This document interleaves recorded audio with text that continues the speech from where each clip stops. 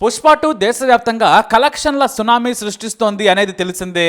కానీ ఒక విషయం మాత్రం ఎప్పుడూ చర్చకు వస్తోంది. ఎర్రచంద్రం దొంగ ఓ హీరో. ఆ దొంగ చేసే చెడ్డ పనులకు ఫ్యాన్స్ ఫిదా అవుతున్నారు.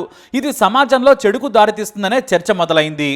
దొంగలే హీరోలుగా కనిపిస్తే, హీరోలే దొంగలను గ్లోరిఫై చేస్తే దాని ప్రభావం దారుణంగా ఉంటుందని చాలా మంది కమెంట్స్ చేస్తున్నారు. గతంలో కొంతమంది విశ్లేషకులు కూడా అన్నారు. అంతకుముందు డిప్యూటీ సీఎం హోదాలో పవన్ కళ్యాణ్ విమర్శించారు. తాజాగా రాజేంద్ర ప్రసాద్ కూడా ఆ ధోరణిలోనే అన్నారు.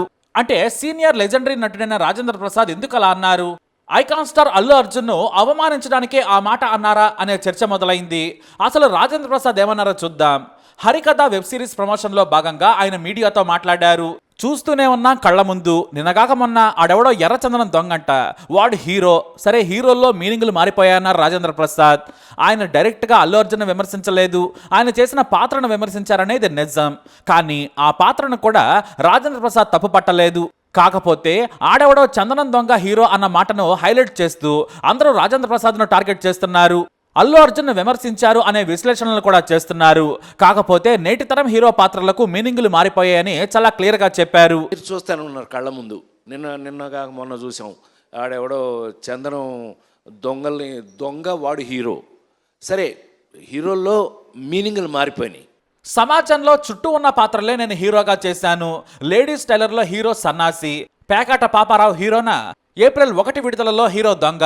కాకపోతే మనతో పాటు మన చుట్టూ ఉన్న వ్యక్తుల పాత్రలనే తీసుకుని నేను హీరోగా పోషించాను. ఇంతకాలం మీ ముందు నటిస్తూ నిలబడ్డానని చెప్పారు ఆయన. ఇక పుష్పలో అల్లు అర్జున్ దొంగ పాత్ర చేశారు, చెడ్డదని అనలేదు. మన చుట్టూ ఉన్న పాత్ర మాత్రం కాదన్నారు ఆయన. కానీ అలాంటి దొంగలు మనలో లేకున్నా మన సమాజంలో ఉన్నారు కాబట్టే ఆ పాత్ర పుట్టిందనేది నిజం. కాకపోతే నేను మన మధ్యలో ఉన్న వ్యక్తులను హీరో పాత్రలుగా చేశానని చెప్పారు. అంతే తప్ప పుష్పను కానీ హీరో అల్లు అర్జున్ కానీ విమర్శించలేదు. కాకపోతే తనకు తానుగా గొప్పగా చెప్పుకోవడానికి ప్రయత్నించారు. నేను 5 తరాలతో నటించిన నటుడిని, రామారావు నాగేశ్వరరావు, ఆ తర్వాత కృష్ణ శోభన్ బాబు, చిరంజీవి బాలయ్య, ఆ తర్వాత మహేష్ బాబు ఎన్టీఆర్తో పాటు నేటి యంగ్ జనరేషన్తో కూడా నటిస్తున్నాను. అయితే నేను హరికథలో వేసిన పాత్ర ఎన్టీఆర్ కాలం నాటిది. హరికథలు చెప్పుకునే హీరో పాత్ర లాంటిది. ఆ హరికథలు చెప్పుకునేవారు ఇప్పుడు లేరు, ఆ జనరేషన్లోనే ఉన్నారు. అలాంటి క్యారెక్టర్ నాకు రావడం అదృష్టమని చెప్పారు రాజేంద్ర ప్రసాద్. ఇది చెప్పడం కోసం ఆయన వాడెవడో ఎర్రచందనం దొంగ హీరో అంటాన్ని మొదలు పెట్టారంతే. ఏదో చెప్పాలనుకుని ఏదో చెప్పారు. మధ్యలో కామెడీ అని దాన్ని ముక్కలుగా చెప్పారంతే. దానికి సోషల్ మీడియాలో విపరీత అర్థాలు తీస్తున్నారు. ఎర్రచందనం దొంగ హీరోనా అని రాజేంద్ర ప్రసాద్ పుష్ప హీరో అల్లు అర్జున్ విమర్శించాడని తీవ్రంగా నెగిటివ్ స్టోరీలు రాసేశారు. కానీ రాజేంద్ర ప్రసాద్ అలా చెప్పలేదు. పైగా జులై నుంచి బన్నీకి రాజేంద్ర ప్రసాద్కి మంచి అనుబంధం కూడా ఉంది. ఇక దీనిపై రాజేంద్ర ప్రసాద్ స్పందించారు కూడా. ఈ వివాదం చిలికి గాలివానగా మారడంతో రాజేంద్ర ప్రసాద్ స్పందించారు. తాను చేసిన వ్యాఖ్యలపై వివరణ ఇచ్చారు రాజేంద్ర ప్రసాద్. అబ్బబ్బే, చీచిచి, అల్లు అర్జున్ నా బిడ్డలాంటాడు, వాడిని నేను అలా అంటానా, వాడెవడో అజ్ఞానంతో నేను అన్న మాటలు అర్థం కాక అలా రాశాడంటూ అల్లు అర్జున్ పై పొగడ్తల వర్షం కురిపించారు రాజేంద్ర ప్రసాద్. ఒక ఏదో నెగిటివ్, మనం ఏదో నెగిటివ్ మాట్లాడినట్టుగా ఎవడు కలర్ ఇచ్చాడు, వాడెవడో తెలిస్తే మనకెవరికి తెలిసే అవకాశం లేదు. ఆ రాసిన వాడెవడో, ఏది పుష్ప 2లో హీరో దొంగ. పుష్ప 2 లాంటి సినిమా తీయటం ఎవరికీ సాధ్యం కాదు. ఎవడ పడితే వాడు పుష్ప లాంటి సినిమా చేయలేడు. అలాంటి సినిమా చేయమనండి చూస్తాను అన్నారు రాజేంద్ర ప్రసాద్.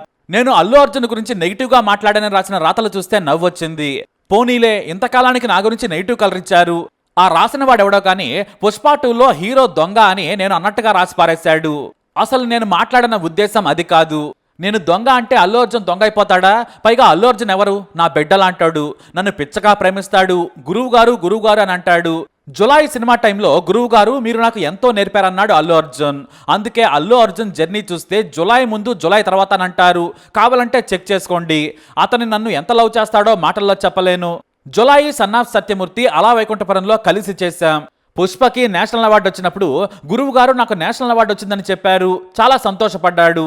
వాడెవడో అజ్ఞానంతో అమాయకత్వంతో నన్ను నెగిటివ్ సైడ్ తీసుకెళ్లాలని చూసినా కూడా పొరపాటును కూడా మీరు వెళ్ళొద్దు అని హితబోధ చేశారు రాజేంద్ర ప్రసాద్.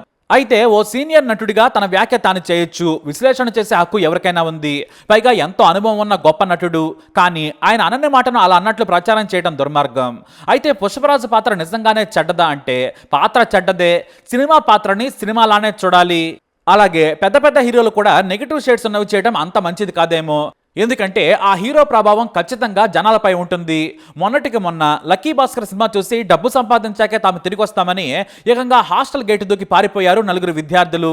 కానీ ఇక్కడ లక్కీ భాస్కర్లో హీరో డిగ్రీ చదివాడు, బ్యాంకులో మంచి ఉద్యోగం చేస్తూ డబ్బు బాగా సంపాదించేందుకు తప్పుడు మార్గాలు ఎంచుకున్నాడు. కానీ ఈ కుర్ర కొంకలు 9వ తరగతికే పెద్ద చదివి అలిసిపోయినట్లు పారిపోయారు.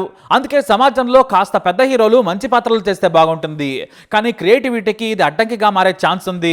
ఒకప్పుడు హీరోలు నెగిటివ్ పాత్రలు చేశారు, కానీ క్లైమాక్స్లో మంచివారుగా మారిపోతారు. మరి పుష్ప 3లో ఎర్రచందనం దొంగ మంచివాడుగా మారతాడేమో. తొందరెందుకు?